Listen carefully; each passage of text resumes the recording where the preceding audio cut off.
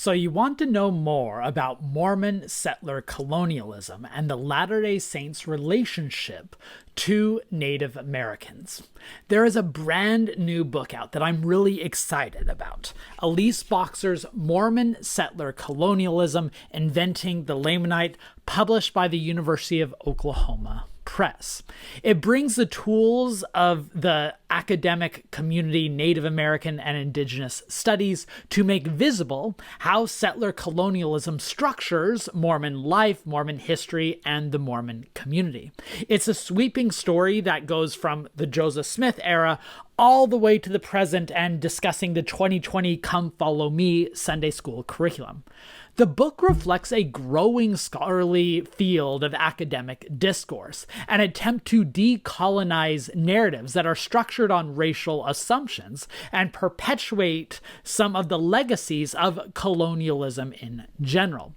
So in this video, I want to introduce the academic study of Native American and Indigenous studies and the goals of decolonizing rhetoric, especially in documenting the experiences and lives and voices of Native Americans. Then I want to mention, albeit briefly, a few books that have addressed this topic within the Mormon sphere.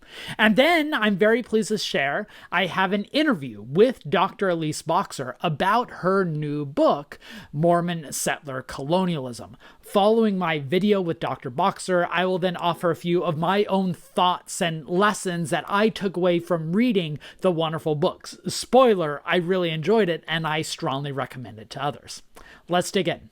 As I mentioned, Native American and Indigenous studies is an academic community who use the tools of decolonization to both capture the voices and lived realities, but also challenge a lot of the narratives and tools and methodologies that academics use. Its origins can be dated all the way back to the Civil Rights Revolution, where you have the Red Power movement to try to capture, to untangle all these assumptions of white supremacy, included those that are embedded in our narratives of American history and the colonization of the West seen in Manifest Destiny. In the ensuing decades, a number of universities introduced Native American studies programs or Indigenous studies programs. And then in 2007, you got the creation of a new international scholarly organization known as the Native American and Indigenous Studies Association. They have a thriving academic journal. They have annual conferences. And I strongly recommend going to check out some of their recent works, their journal articles, the books that do a lot more than just capturing the history of Native Americans, but make us question, how do we structure these stories and whose voices and experiences do we privilege? And how does even the way that we approach these histories perpetuate these legacies of violence and conquest? The lessons can be quite sobering, but they are important. I assign in my grad seminars on American intellectual history and religious history these books that help us recognize that our prioritizing of textual records and the archives that are connected to these systems of powers are designed to marginalize and oppress these Indigenous voices. So it's no wonder why Native American experiences are not at the foreground, because our entire academic community and our archives are predicated on suppressing those voices. I learned this lesson a bit belatedly, but while I was writing my book, American Zion and New History, Mormonism, I was very privileged to have a number of scholars, including Elise Boxer, to tell me how I can better center Indigenous voices and lives. And the wonderful Pueblo scholar, Dr. Jane Hafen, emeritus from University of Nevada, Las Vegas, she sat me down and very directly and very wisely told me that to incorporate Indigenous and Native American studies, it's more than just, quoting Native Americans. It is recognizing the themes that are at the center, especially land and possession and decolonizing, and recognizing that these narratives continue to justify the displacement of those Native Americans, and that requires us to look at these structures of power. It also means not buying into this myth of the vanishing Indian that is so prevalent in our stories, in which Native Americans are present as Americans are expanding westward, but then they disappear. Native Americans are still here. They're still pressing their land claims, and our scholarship should reflect that. And as a reminder, if you appreciate these types of difficult conversations, these engagements with historical sources and methodologies, please make sure you're subscribed to this channel, like the video so it can broaden the reach, and share the videos with others you might feel need this conversation. I started this YouTube channel because I believe that we need to improve our dialogue, especially on historical topics, included in the Mormon studies communities, which is why I believe these discussions are important. And if you want to give back, consider becoming a member of this channel, which allows us to dedicate the time, both me and my producer, Anthony, in bringing these videos out to you. Every Friday, like this one, I do these So You Want to Know More About X series, in which I pull back the curtain and we talk about how we interpret historical sources, as well as talk to historians about how they produce their landmark works, like Elise Boxer and her Mormon settler colonialism. All right, let's get back to the topic at hand for today. I want to at least highlight a couple of books that I think are good starting guides if you want to learn more about how to decolonize Mormon history natives, center Indigenous voices and experiences, and disrupt our traditional frameworks and structures through which we understand Mormonism as a religion, as a community, and as history. There are two wonderful edited volumes from the University of Utah Press that I often recommend to people. First is edited by Gina Colvin and Joanna Brooks, Decolonizing Mormonism, Approaching a Post-Colonial Zion. It's a collection of a number of essays, including from Indigenous voices, capturing the attempts to both reframe our history, but also address present issues. I just want to highlight two essays.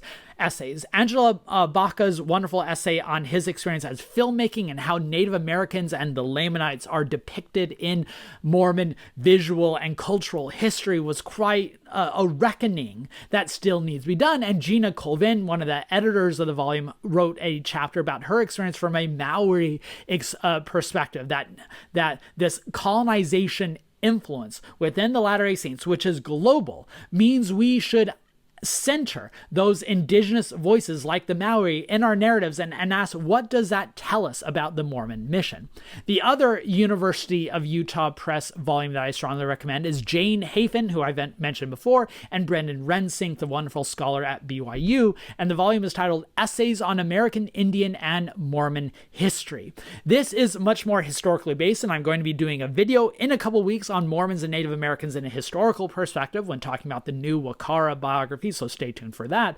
But in this volume, I want to highlight none other than Elise Boxer, the author of the book that I'm discussing today, where she writes about how to read the Book of Mormon in a decolonizing way, or at least recognizing the settler colonialism at the heart of the Book of Mormon narrative. The book in its entirety is wonderful, but the Elise Boxer's essay on its own makes the book worth it. A couple other books I want to shout out. Darren Perry, the former leader of the Shoshone tribe in the Utah region, recently published a book, Tending the Heart, How Indigenous Wisdom Will Save the World. It's not so much of an academic and historical book as it is a plea, a diatribe for people to decolonize the way we view knowledge and the environment and the world around us. And I think a lot of those lessons can be implemented in how we look at our historical voices. And he actually also wrote a wonderful book on the Bear Creek Massacre, which I'll be discussing in a future video. And one final book I want to highlight is Kay Mormon's exceptionally queer Mormon Peculiarity and U.S. Nationalism, which is not devoted to Native American studies, but Mormon, and it's Mohran, which is ironic because she's not Latter-day Saint, but writing about Mormonism. It's just very apt name. This book centers decolonizing theory, and it recognizing that one through line within Mormonism from the beginning to the present is this struggle with whiteness. And I think maybe I'll do a video on this in the future. I know I the drinking game. I may do a video in the future on the powerful argument at the heart of this book, where she argues that there is a typical narrative in which Mormons are categorized as non-American or non-white up until the 1890 end of polygamy, and then exceptionally white since then. But what she argues in the book, and I think quite smartly, is that is underselling some of these through lines throughout the Mormon experience that we need to grapple with. Lessons that I think will sound familiar as we get into Elise Boxer's new book. All right, before we get to my interview with Elise Boxer, I want to briefly introduce her book, Mormon Settler Colonialism, Inventing the Lamanite, published by University of Oklahoma Press. It is a theoretically dense and sophisticated look at how Latter-day Saint tradition is structured around settler colonialism and the dispossession of Native Americans. It has a very smart and far-reaching introductory essay, which talks about the broad themes, her intervention. She talks about the broader scholarly corpus that she's adding to. And then it gets into 4 main chapters. It is a quick read if you want to read all the way through it. The first chapter looks at inventing the Lamanite, looks at Joseph Smith's early revelations, the Book of Mormon text, and that drive in structuring those foundations upon which Mormonism is built and how it's rooted in these ideas of white settler colonialism. The second chapter looks at the Council of 50 and how it envisioned this massive empire, which is both a part of, but also diverges from the broader American attempt to manifest destiny, and how Native Americans play a large part in the political imaginary of those Latter-day Saint leaders who participate in the kingdom and the Council of 50. And then it has a chapter on the settlement of Utah, both in, the 1850s and 1860s, and understanding those dynamics, but also bringing it to the present and talking about how the markers and statues and monuments and paintings continue to perpetuate this problem of indigenous displacement in order for the Mormon claims to the land. Recognizing, just even the way that we view this history perpetuates this problem of settler colonialism. And then the final chapter, she digs into the Indian student placement program, an attempt to try to assimilate and colonize indigenous families into white culture, a topic that has been covered by other scholars, but I really found persuasive her framing of the Indian student placement program as a method of colonization and that we need to understand it within that framework. What was quite compelling. And then her conclusion, she brings it to the present and talks about things like the 2020 Sunday school curriculum, Come Follow Me, as well as the debates over the Manti Temple murals. Anyways, that's enough of a background. Let's now go to an interview with the wonderful and brilliant scholar herself, Elise Boxer. So I want to thank Dr. Elise Boxer, the wonderful scholar, for joining me to now talk about her new book, Mormon Settler Colonialism, just out from University of Oklahoma Press. I loved reading through the book, Dr. Boxer, and thank you so much for giving some of your time to talk about it. I really appreciate this opportunity to talk about something I've worked on. So thank you again for this opportunity. My pleasure. I thought we could start with a poignant anecdote with which you begin the entire book, your story of walking into an LDS primary as a child and having a let's call it an interesting experience. If you wouldn't mind, go ahead and elaborating. Yeah, so I began my book with that preface, right, in terms of really talking about my father moving us from the Fort Peck Indian Reservation out to Toppenish, Washington, which still exists within the boundaries of the Yakama Nation Reservation, but very different community and people. I was born and raised LDS and attended primarily church in the Poplar Branch within my reservation. But I talk about the experience of going out to Toppenish, such a jarring experience to be in such a large ward. That is the most people we've ever seen in terms of just church attendance for us. But then also being separated as a family as as they were trying to find spots for us, because of course we had showed up late that day. And then going down into primary, which is literally in the basement of the church. And part of that experience of being introduced to, like just songs and sharing time in general, but specifically the Book of Mormon stories. And I specifically recall one incident of just, everybody was getting into it and just kind of the stereotypical piano, right? Like, I think many people who are familiar with that song kind of has that immediate conjuring of that idea of like, but the kids, and something that was foreign to me, like with the scriptures, are like, pounding them in drum beats. And I was older, I was like 11, I think, when we had moved, but it was jarring. And it wasn't my first time I've heard that song since that, that experience. It was something that they had continually, when people get to shout out what their favorite songs are, that was a popular one. So I began talking about that and just, I can articulate the experience now, but at the time I couldn't tell you why it was so uncomfortable, why I refused to sing it then, and even now, refuse to kind of participate in um, any of the music. Yeah. Yeah, well, thanks. And I think that sets the tone for how embedded these problems still are in the LDS Mhm. tradition and how we need to have that historical perspective. So, two of the terms that are quite crucial in your book that I think I would be useful for my audience for you to unpack Mhm. is first, what you mean when you're talking about Mormon settler colonialism, which of course has a lot of academic background and meanings with it that some of my audience might not be familiar with. And then using that to also unpack the term Lamanite, which is in your title and also does a lot of work. So could you talk about those two terms?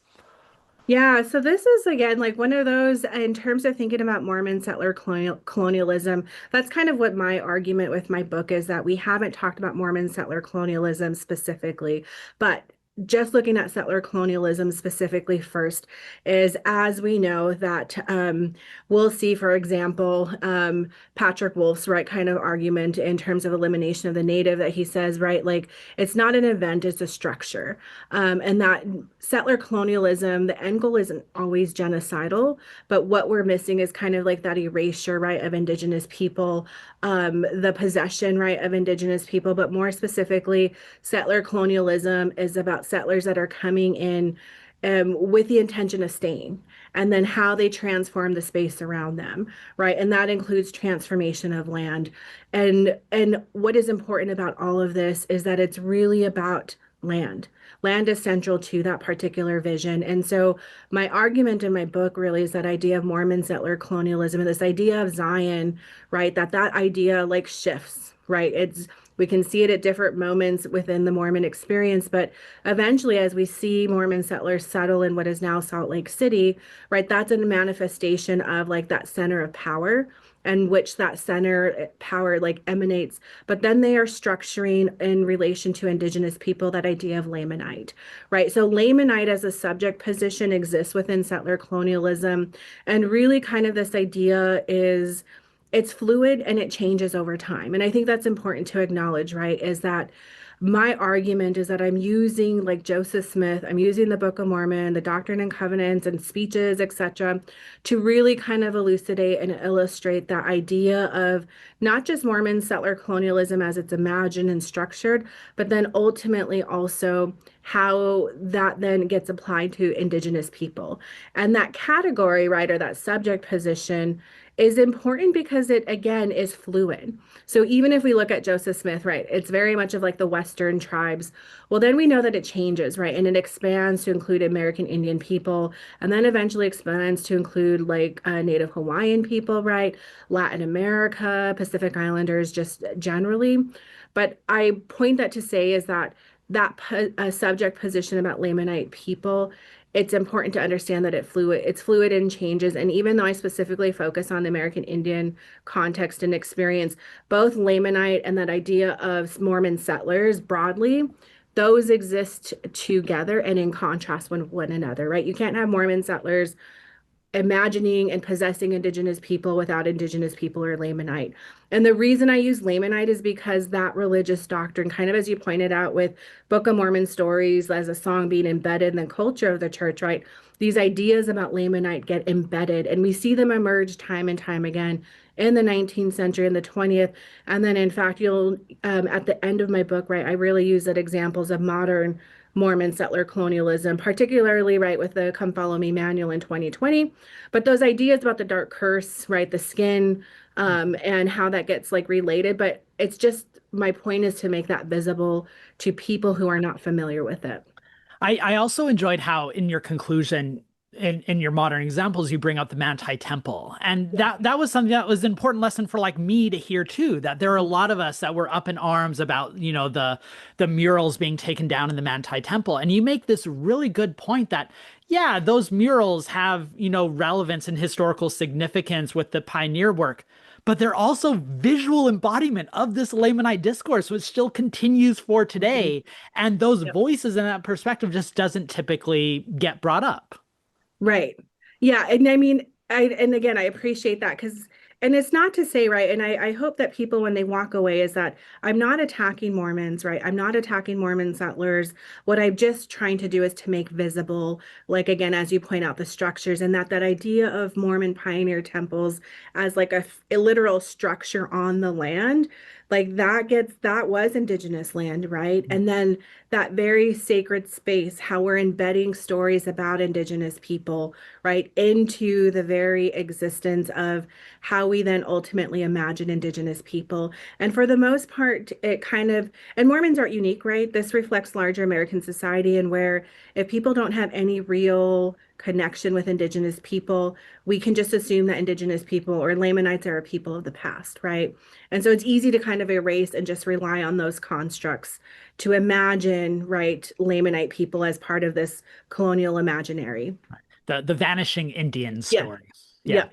Mhm. Um, One of the great parts of your book is how you're able to embed the story of Mormon settler colonialism within the broader context of white settler colonialism in America in general. So I'm wondering if you could talk about how does Mormonism operate both as an extension of that white settler colonialism, and also what's unique about the Mormon example? Because I thought one of the important contributions you're making here is you are chastising some historians for not taking religion into account Mhm. when engaging this settler colonialist discourse. Yeah. So I think again, like one, it's interesting that idea in terms of when we're trying to understand like just settler colonialism, particularly Mormons, right? My argument, and if we kind of just narrow that argument down to like the making of the American West, right? My argument really is that Mormon settlers are central to that narrative of the making of the West, both as like as a place and as a process, right?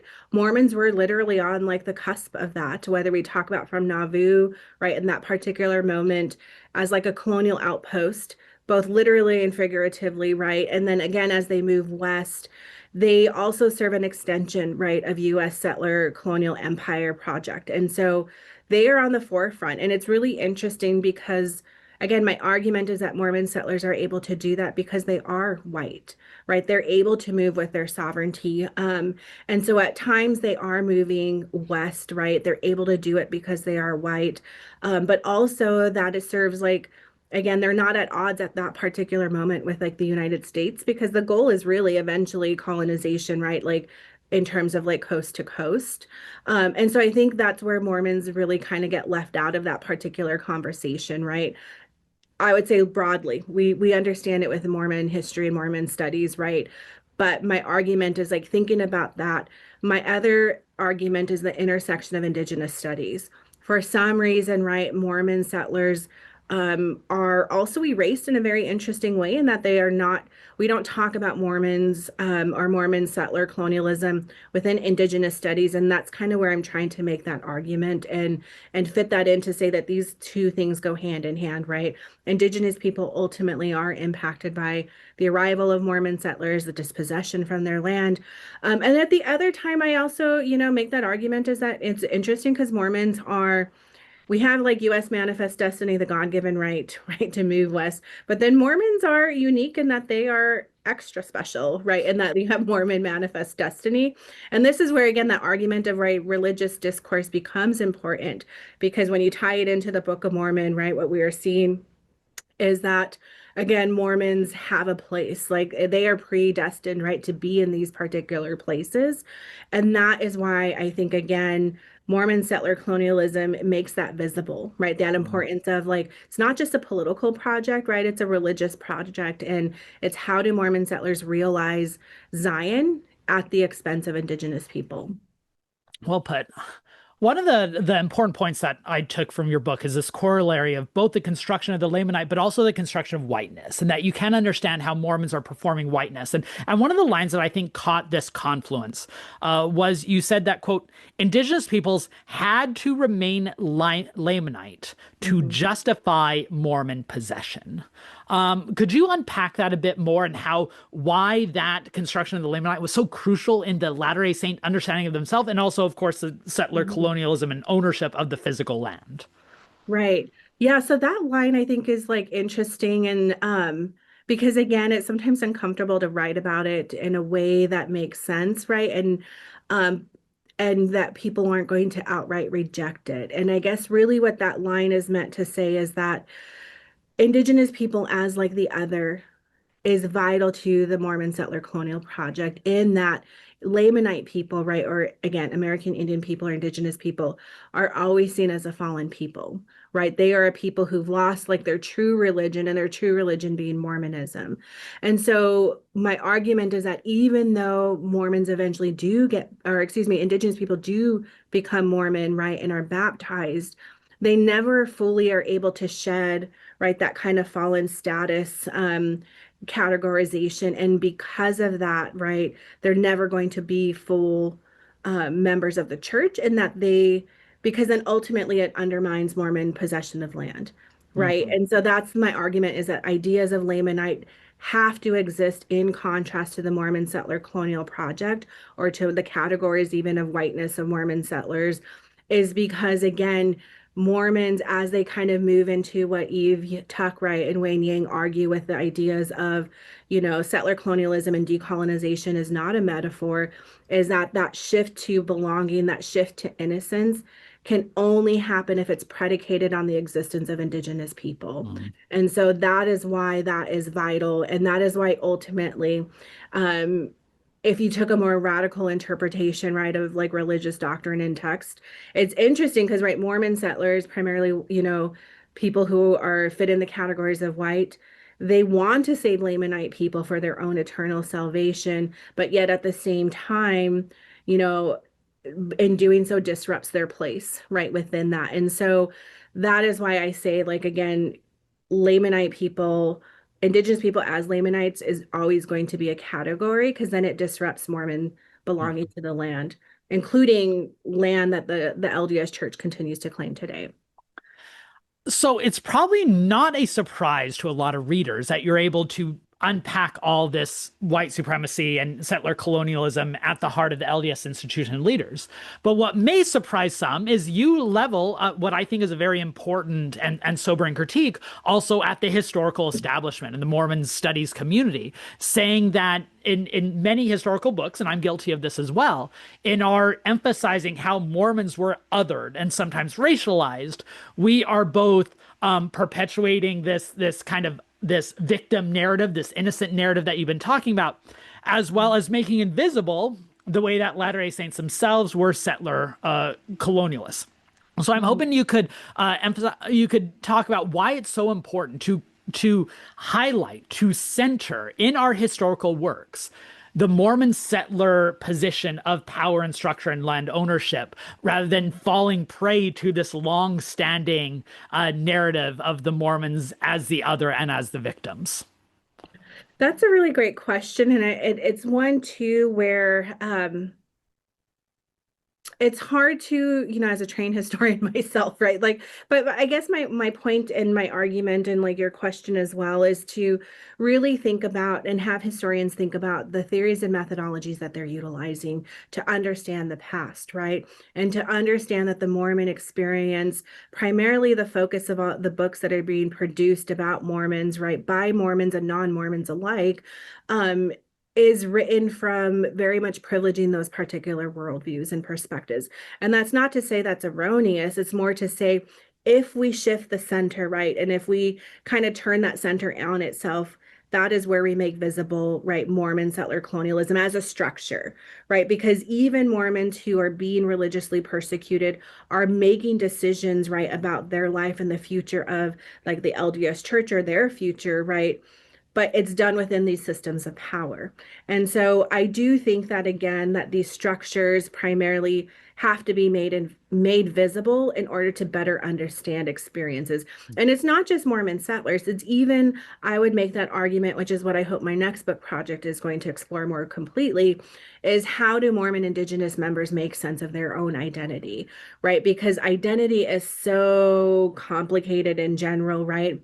But they're making decisions as members of the LDS Church within a very particular framework. But I don't think we can understand those experiences unless we understand, again, that how they exist within the broader framework. So just as Mormon settlers were experiencing persecution, right, by non-Mormons and by the United States government, right, so too then should we then expand that framework and then say, well, yes, but also at the same time, you can be an oppressed people, right, or subjugated people, but you can also replicate the very structures that you are critical of to other people. And that, again, is in this context, Indigenous peoples. Another element that I found so riveting and persuasive in the book is you seek to disrupt what you call the black white axis Mhm. of Mormon racialization. Could you say a bit more about how recognizing these structures of settler colonialism both complicate and revise our understandings of how Mormons just constructed race in general? Yeah. And so yes, one is, again, is with the book is I want to make visible again the project racial formations, right? The idea and the way that we construct race. And what's interesting, right, is like I think it's a very obvious within the white black binary of race to say, yes, we can really see how the LDS church and members racialize black members, right? And until we see like important work by scholars like Paul Reeve and others, right, where it changes the way we think about race. But again, what's missing from that conversation about racial formations is also Mormon whiteness and again, how they understand Indigenous people. And as you mentioned, there's a lot of really good books out there that may not be necessarily within the Mormon context, but within the Pacific Islander or Indigenous context to say, again, Indigenous people occupy this interesting in between space where, again, Mormon, like the project itself of Mormon settler colonialism, is still possessing Indigenous people. They're still defining what it means to be Lamanite, right? And that is where, again, that spectrum of race says, okay, within this black-white binary, Indigenous people still exist within that, but also their spaces maybe also just as complicated in what Linda Tway Smith calls like layered colonialisms, right? Where it's not as obvious to see racializing or a racialized experience because it doesn't exist in terms of like the Black priesthood ban, etc. But that doesn't also mean that Indigenous people consider themselves to be full members of the church because they still exist within this otherized space, right? And that kind of is my example of the Come Follow Me, right? 2020 like manual is that they're still within the cultural fabric of the church that Indigenous people still carry the mark, right? And that they are going to continue to carry that. And that's kind of the goal is to again complicate the ways that we think about race within the LDS church.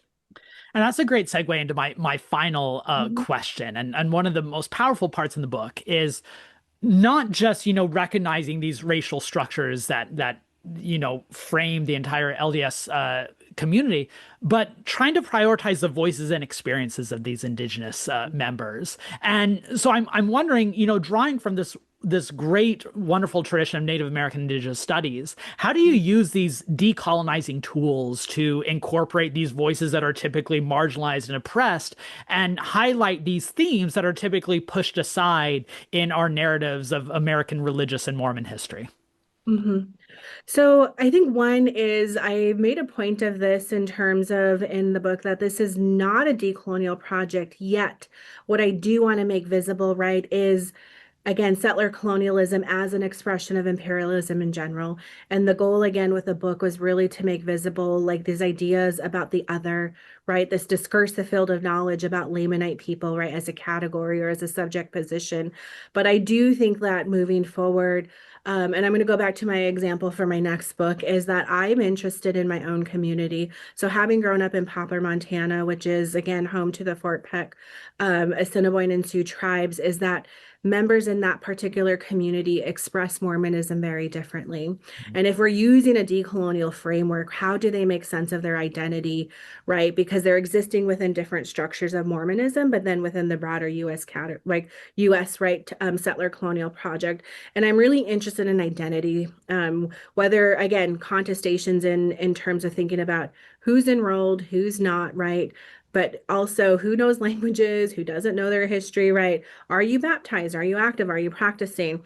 But what's interesting about members back home is that I'm interested in centering those particular voices. What does that look like, right? How can we reimagine that, where they are deciding again what their experiences are like? Because ultimately, people are still making decisions within these infrastructures. But my advice, I guess, and my encouragement, and what I hope to see with our discipline, particular Mormon history and Mormon studies, is that I want us to rethink how we think and where history begins. Because my argument, and I've made this at like different presentations or comments at the Mormon History Association specifically, and then also in American Indian Studies Association, is that Mormon history cannot begin just with the arrival of Mormons, right? It needs to go back much further. And even again, like as we think about again, my book is not meant to disrupt like Mormon settlers arriving in Salt Lake. If I did another volume, right, on this particular idea, that framework would change. It's not just about the arrival, which I'm trying to make visible. It's then what happens to the Indigenous people in Salt Lake. What are their oral histories, right, about how they existed as a people prior to the arrival of any other settlers? And when you make that shift, then it makes our shift, right, and our understanding of the past very differently, because that center, that starting point, begins with Indigenous worldviews, right? It begins with Indigenous epistemologies, the way we think about the world, the way our relationship to land, right, frames our experiences. And so that's what my advice would be, is for us to rethink this idea of Mormon history. And especially as a global religion, right? It doesn't begin the first time it shows up in Africa. It doesn't begin the first time it shows up in Brazil. There's rich histories that existed. How does that intersect with the histories that exist on the land already by the people who continue to, occupy those particular spaces? Great. Well, you have given us a lot to contemplate and wrestle with. So thank you again, Dr. Boxer, for talking to me about your book. I appreciate it again. Thank you, Dr. Park. See, I wasn't lying when I told you that you were in for a treat to learn from the wonderful wisdom from Dr. Elise Boxer about what a post-colonial theory can give us when viewing American history, and why it is so important to make visible those structures of settler colonialism. Now, a few thoughts on the book as I read through. I read through it in about 2 sittings over the weekend. I was engulfed in it. I felt indicted. I felt moved. It was a book that really prompted me to try to be a better scholar and incorporating these methods into my own work. Mormon settler colonialism is the most sophisticated look at Mormonism through the lens of settler colonial theory. It's really the culmination of these tools and methodologies that I mentioned before, from Native American Indigenous studies into the Mormon world.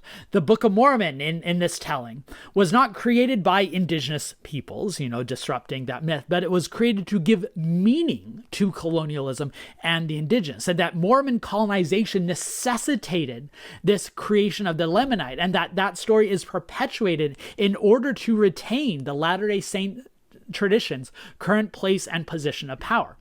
I also appreciated how the book upended our traditional narratives of common stories like the Council of 50. I wrote an entire book that was meant to give context to the Council of 50, and I had not considered it within the context of this imaginary Lamanite, which of course is my fault, and this is why the work of people like Elise Boxer is so crucial. And she also frames the early settlement of Utah not as just a historical event, but a lasting legacy, a process that still exists today that I found quite moving and important.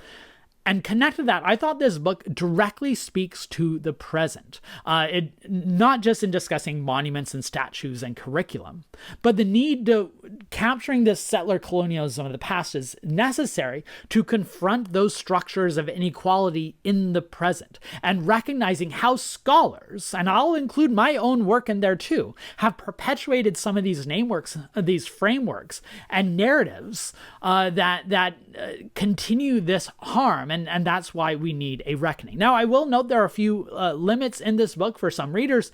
It's very rich in theory and methodology, which can be a bit hard for some coming in without this background. But I promise you, if you get the book, plunge through the introduction, and then you'll get to the chapters, and the hard, sophisticated theoretical work in the introduction will then make sense with the practical examples in the chapter. And because the book is kind of, sweeping across 2 centuries in just 150 pages, it can get a bit condensed at time and broad and repetitive. But again, I think that's part of the approach of what the book is trying to accomplish. So if you just keep that goal in mind, the structure and the struggle is worth it. And there you have it. I hope this video was useful in confronting both how settler colonialism still structures the Latter-day Saint tradition today and how we need to reckon with that past in order to address these problems in the present. I hope it is a reminder of the need to not just listen to Indigenous voices, that's the first step, but also see how we can incorporate those Indigenous methodologies to help shift our narratives and frameworks, and that our histories are not made in a vacuum. They're a reflection of the world around us, which is why I think these historical reckonings are also part of a community reckoning. If you found this video useful, please make sure to hit the like button and share with others, subscribe to the channel, and consider becoming a member. But most importantly, consider going to get a copy of Elise Boxer's Mormon Settler Colonialism, Inventing the Lamanite from the University of Oklahoma Press. Purchase from your local bookstore. Support independent bookstores in particular. This book will rock you in good ways. History has never been more relevant than it is in the present. And I think few fields recognize that more poignantly than Native American and Indigenous studies, which is why I'm so grateful for this book, why I'm grateful for Dr. Boxer and sharing some of her expertise, and why I can't wait for all of us to reckon with the consequences.